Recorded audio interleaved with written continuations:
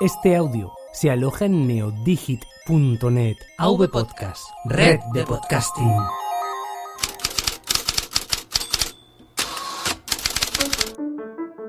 El Callejero, un podcast de historia en 5 minutos. Calle Magallanes.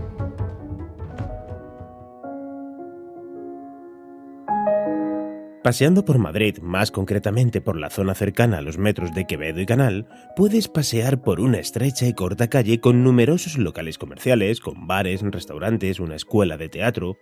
¿Y cómo se llama esta calle? Magallanes. ¿Y a quién debe su nombre?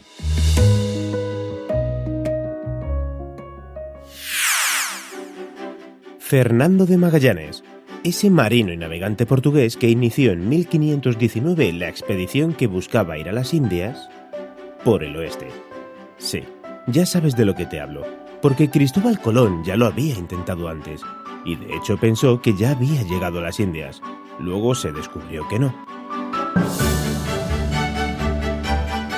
Y en esto Magallanes consiguió que le financiaran la expedición para llegar al Mar del Sur. Es así como se conocía el Océano Pacífico, desde el Océano Atlántico. Menuda aventura, ¿no te parece? Pero antes de seguir hablando de toda esta expedición, tengo que contarte algunos datos sobre este histórico personaje, Fernando de Magallanes. Nacido en Portugal en 1480 y fallecido en Filipinas en 1521.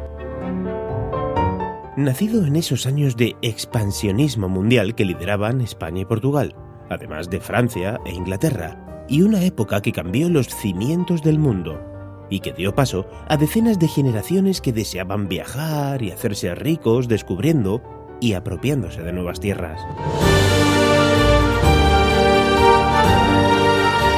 Magallanes inició sus primeros viajes en la Armada de las Indias, de la corona portuguesa, siguiendo siempre la trayectoria que había marcado Vasco de Gama, y participó en varias contiendas navales en la India, en todas las posesiones que tenía Portugal por aquel entonces.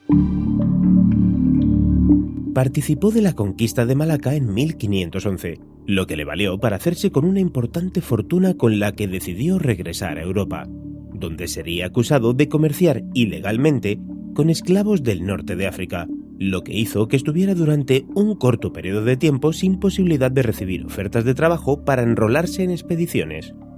Sin embargo, aprovechó todo este tiempo para estudiar las cartas que un buen amigo suyo, Francisco Serrao, le había enviado con datos sobre las islas productoras de especias. Los datos extraídos de estas cartas, y junto con la ayuda del cosmógrafo Rui Faleiro, planificaron un viaje hacia el Pacífico por el Atlántico Sur, y así llegar a las Islas Molucas en Indonesia, y que pertenecían en ese momento al Imperio Español. Estas islas fueron objeto de disputa entre portugueses, españoles, ingleses y holandeses, ya que en estas islas se podía encontrar las tan preciadas especias que se demandaban en Europa, además de ser una productora de nuez moscada. Por aquel entonces, todo esto era una de las más altas demandas comerciales, y por la que los hombres y comerciantes mataban. En 1517, nuestro protagonista decidió ir junto a Rui Faleiro a Sevilla para ofrecer a la corona de España la posibilidad de llegar a las Molucas por Occidente, sin necesidad de entrar en aguas portuguesas. Además de también continuar con la idea que en un principio tenía Cristóbal Colón. Así, con todos estos datos, más la influencia del obispo de Burgos, el rey Carlos I nombra almirantes a Magallanes y Faleiro, y además les nombra comendadores de la Orden de Santiago, lo que les proporcionaría, si todo salía bien, una serie de privilegios. Todo esto que yo te cuento resumidamente y toda la información que puedes encontrar en internet, bibliotecas y los archivos generales históricos es gracias a personas que decidieron pasar su vida escribiendo todo tipo de hechos históricos.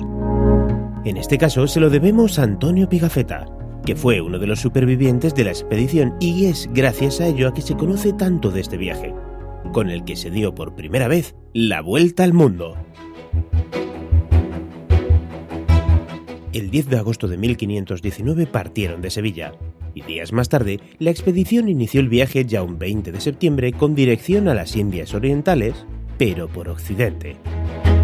Primero atracaron en las Islas Canarias para después dirigirse rumbo al sur junto a las costas de lo que hoy conocemos como Cabo Verde y Sierra Leona, para llegar un 13 de diciembre de 1519 a lo que hoy conocemos como Río de Janeiro, para seguir rumbo al sur en su viaje hasta Río de la Plata, zona que había sido descubierta solo 4 años antes, y así continuaron hasta la bahía de San Julián. Estamos hablando ya de 1520, donde los meses se les echaron encima y llegó el invierno en este hemisferio, a lo que Magallanes sufrió un intento de motín por las malas condiciones climáticas y las ganas de regresar del pasaje al no haber encontrado aún el tan soñado Paso del Sur. Magallanes tomó la decisión de esperar a que pasara el invierno para poder retomar la expedición, y lo hicieron un 21 de agosto de 1520. Pasados unos días encontraron un canal que Magallanes ordenó explorar hasta que encontraron la forma de cruzarlo, y por fin cruzaron al Pacífico. Mar que tiempo atrás había sido bautizado como Mar del Sur por el primer explorador europeo, el español Vasco Núñez de Balboa, que lo tomó en posesión para los reyes de España allá por un 1513, y que posteriormente fue nuestro protagonista el que lo rebautizaría como Pacífico, por la tranquilidad de sus aguas durante su periplo. Y es que tardó 3 meses en volver a pisar tierra. Tal calma, sumada a la falta de víveres y hambruna, escorbuto y otras enfermedades, minó por completo la moral de sus hombres y la salud de la mayoría de ellos, hasta que por fin encontraron una isla donde fondear y provisionarse de víveres. Esta isla es lo que hoy se conoce como Guam, y que fue tomada de manera formal por Miguel López de Legazpi años más tarde. Y llegamos a un momento clave, y es que Magallanes no consiguió dar la vuelta al mundo. Había hecho casi lo más difícil, que era conseguir y demostrar los planes de Cristóbal Colón muchos años antes. Sin embargo, Magallanes fallecería en Filipinas luchando contra la primera tribu filipina que intentó repeler a los conquistadores españoles. Un 27 de abril de 1521, Magallanes, según cuentan los textos de nuestro cronista, desplegó a 48 hombres armados con espadas y armas de fuego para enfrentarse a 1500 guerreros tribales con flechas y lanzas. Magallanes no se escondió y también luchó. Sin embargo, eran muchos los nativos y Magallanes ordenó la retirada. Magallanes intentó cubrir a sus hombres, y mientras sus hombres subían a los botes, él fue alcanzado por flechas y fue apuñalado por los guerreros tribales, dejando para la historia aquí también los textos que nuestro cronista escribió y que escucharemos en la voz de Jaime Garmar, del podcast Club WordPress, y mi socio en publipodcast.com, la plataforma donde podrás anunciarte en los podcasts. Un isleño consiguió herir al capitán en la cara con una lanza de bambú. Desesperado, este hundió su lanza en el pecho del indio y la dejó clavada. Quiso usar la espada, pero solo pudo desenvainarla a medias, a causa de una herida que recibió en el brazo derecho. Entonces los indios se abalanzaron sobre él con espadas y cimitarras y cuanta arma tenían, y acabaron con él, con nuestro espejo, nuestra luz, nuestro consuelo, nuestro guía verdadero. Cuando lo hirieron, se volvió muchas veces para comprobar que estábamos todos a salvo en los barcos.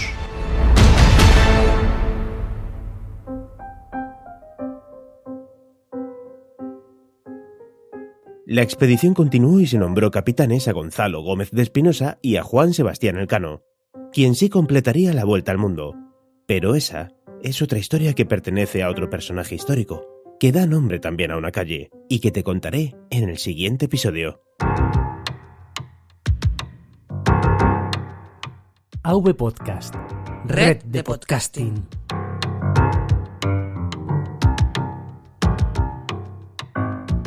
Muchas gracias por escuchar este podcast. Te recuerdo que puedes contratar mis servicios de locución o si quieres que tu negocio aparezca aquí, solo debes contactar conmigo en contacto@ivanpachi.es. Hasta el próximo podcast.